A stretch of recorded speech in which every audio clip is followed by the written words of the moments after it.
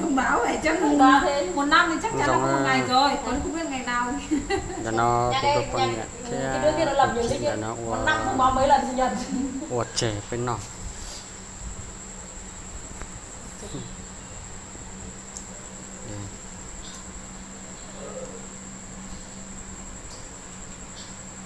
Nhạc cho mẹ là phải bát khác. Tí trình bày đẹp vào, tí còn năm cũng Facebook vào. Cũng Facebook. đang đem YouTube ấy. Ui, mày livestream hả?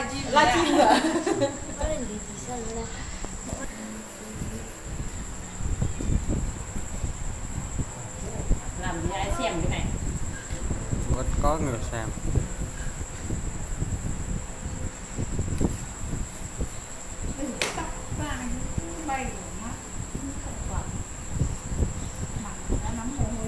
À, đây là bài vi Đâu, chị cho một bát ăn để cho vui. Xong rồi chắc là kiểu như là mình chỉ đóng khép thôi, không chốt ấy. Chúng ta ăn xong chúng ta lại thường thôi. Để bên ngoài cái con này cùng tỉnh không ăn mà mọi người chơi đấy. Để đấy thì không gói.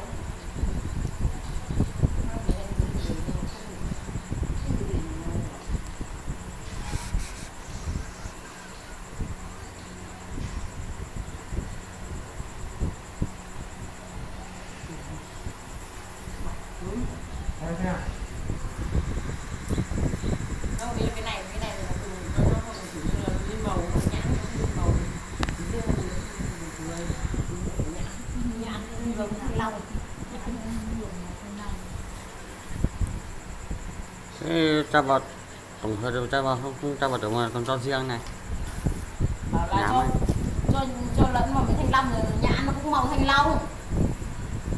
Lẫn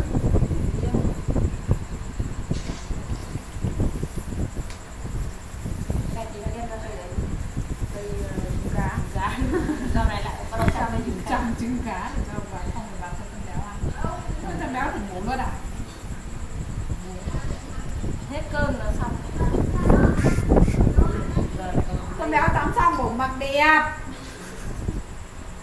Ngồi nó không nằm Cơm nằm mà nó